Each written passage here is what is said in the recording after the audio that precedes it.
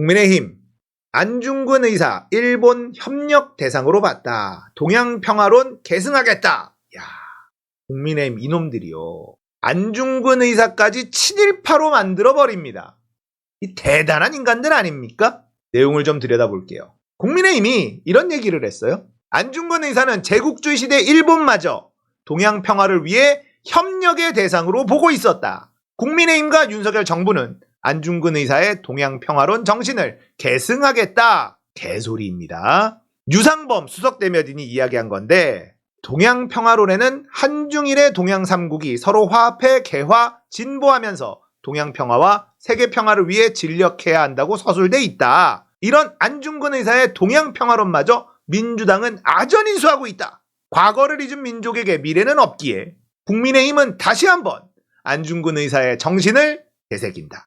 안중근 의사는 1910년 옥중에서 동양의 평화 실현을 염원하며 동양평화론을 집필했다. 순국하시면서 동양평화론은 미완성됐지만 유고를 통해 우리는 안중근 의사의 평화에 대한 강력한 의지를 엿볼 수 있다.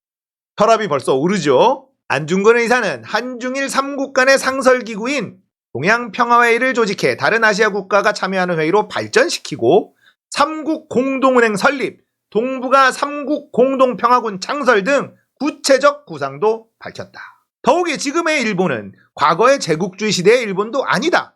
안중근 의사의 정신을 기린다면 북한이 한반도 평화를 위협하는 이때 일본과의 협력을 한층 강화해야 하는 것이 당연하다. 정말 개소리 퍼레이드죠. 안중근 의사의 숭고한 정신을 훼손하고 당리당략에 따라 마음대로 왜곡하는 민주당의 죽창가에는 단호히 맞서겠다. 안중근 의사의 뜻과 같이 평화를 이루기 위해 이제 한일 양국은 서로 화해하고 또 미래로 나아가야 한다. 국민의힘과 윤석열 정부는 어떠한 왜곡과 선동에 굴하지 않겠다. 급변하는 국제정세 속에 한반도 평화를 지키기 위해 113년 전 안중근 의사가 제시한 평화의 길로 당당히 나서겠다. 이야, 대단하다. 대단하다, 국민의힘. 안중근 의사마저 친일파로 매도해버립니다. 제국주의인 일본과도 협력하자고 주장한 사람이 안중근이다. 그런데 이토 히로부미는 왜 죽였을까? 설명되니? 설명이 되냐고. 이런 인간들이 대한민국의 여당이에요. 이게 얼마나 개소리인지 들여다봅시다. 안중근 의사마저도 친일파로 둔갑시키는 파렴치한 국민의힘. 자, 안중근의 동양평화론에는 지금 EU와 아주 흡사한 한중일 3국 협력을 제안하는 내용이 들어있기는 합니다. 자, 다른 아시아 국가들이 참여할 수 있는 확장성을 가진 조직을 한중일 3국이 먼저 만들자.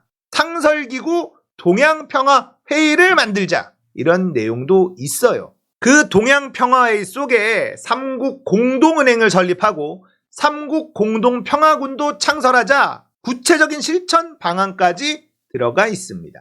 EU와 매우 흡사하죠. 한중일이 먼저 한 덩어리로 묶어서 공동체를 만들고 다른 아시아 국가들도 천천히 참여하게 만들어서 이 동아시아가 하나의 권역으로 묶이는 공동체를 만들자, 평화 공동체를 만들자, 이런 주장이에요. 자, 이는 안중근 의사가 단순히 이토 히로부미를 죽인 그런 독립운동가 뿐만 아니라 미래를 바라보면서 대안을 제시할 수 있는 사상가적 면모, 이것까지 갖춘 인물이라는 의미를 가지는 동양평화론이라는 주장입니다. 그런데 이 주장에는요, 일본의 제국주의와 협력하자는 어떤 주장도 없습니다. 이토 히로부미를 죽인 이유는 무엇입니까? 제국주의 일본과도 협력해야 한다라고 말했다는 국민의힘의 주장은 어디서 나온 겁니까? 설명이 안 되잖아요. 이토 히로부미를 왜 죽였어? 안중근 의사는 이토 히로부미를 왜 암살한 겁니까? 협력하자는 사람이 왜 그랬을까? 설명이 안 돼요. 국민의힘은 이걸 설명할 수가 없죠. 여기저기 다 떼놓고 워딩 하나 똑 떼서 아전인수를 하는 건 국민의힘이죠. 자, 국민의힘은요, 안중근 의사의 이런 주장에는 한중일 3국이 상식적인 국가일 때라는 전제가 깔려있는 걸 완전히 무시한 채 그야말로 아전인수의 전형을 보여주고 있는 겁니다. 현재 일본이 제국주의 국가가 아니다. 그러니까 당연히 더더욱 협력해야 된다는 주장 역시 어불성설입니다. 지금 현재 일본은 어떻습니까? 침략의 역사를 부정하고 있어요. 강제징용 사실 역시 부정하고 있습니다. 독도를 자기 땅이라고 우기고 있습니다. 위안부는 자발적인 노동이었다고 주장하고 있습니다. 이런 상황에서 우리가 뭘 협력해야 된다는 말입니까? 안중근 의사마저도 친일파로 둔갑시키는 국민의힘과 토착 외구 세력들, 우리가 반드시 처단할 것입니다. 저는 개인적으로 이렇게까지 나가는 거에 대해서 매우 고맙게 생각하고 있습니다. 계속해라. 너희들이 이렇게 해주는 거 나는 땡큐다. 이재명이 아젠다 선점이 매우 뛰어나다. 제가 이런 말씀을 자주 드렸죠. 독도 국경일, 법정 공유일 추진. 이거 제대로 먹혔습니다. 여론조사 결과로는 85% 찬성이다. 그죠? 자, 더불어민주당에서 지금 이렇게 나오고 있습니다. 확실히 이재명의 민주당이 예전의 민주당과는 좀 다르다는 느낌은 받죠. 태극기의 이름으로 국민이 명령한다. 후쿠시마 방사능 농수산물 수입 금지, 주 69시간 근무제 철회, 딸값 정상화법 즉시 공포, 2분기 가스 전기요금 인상 중단, 검찰 수사권 비호 위법 시형령 폐기. 윤석열 대통령은 응답하라. 지금 보시면 태극기의 이름으로 그리고 태극기를 전면에 내세우고 있습니다. 이건 선거에서 애국 세력과 매국 세력의 싸움으로 구도를 잡아나간다는 뜻이에요. 태극기의 이름으로 국민이 명령한다. 매우 좋은 타이틀이라고 생각합니다. 그리고 태극기를 전면으로 내세운 것도 저는 매우 똑똑한 발상이다라고 생각을 합니다. 결국은 선거가 중요하잖아요. 우리 입장에선 지금 나라가 박살나고 있는 걸 막는 것도 중요하지만 이번 총선 지면 희망이 없어지는 거예요. 그러면 선거에서 어떻게 이겨야 되냐? 프레임을 잘 짜야죠. 선거는 결국 상대가 있어요. 이겨야 될 상대가 있죠. 그런데 이 선거라고 하는 제도는요, 룰이 없습니다. 기본적으로 뭐 선거법이 있지만 제가 얘기하는 룰이라는 건요, 우리가 원하는 링 안으로 상대를 불러들여야지 돼요. 싸움을 우리 링에서 붙어야 되는 겁니다. 우리는 복싱 룰을 가지고 복싱 링을 딱 준비해놨는데 상대는 UFC 룰로 옥타곤을 준비해놨어. 그런데 우리가 복싱 글러브 끼고 옥타곤으로 들어가면 이길 수 있어요, 없어요? 못 이기는 겁니다. 그러니까 우리가 정한 그 전장에서 싸우도록 상대방을 끌어들이는 거예요. 그게 중요합니다. 그걸 구도라고 하죠. 구도가 우리가 원하는 대로 짜여지는 게 선거에서 이기는 핵심이에요. 자, 지금 국민의힘이 윤석열의 이 친일적인 개삽질 때문에 어쩔 수 없이 저러고 있단 말이에요. 이러면서 자신들의 정체를 화끈하게 드러내주고 있죠. 땡큐!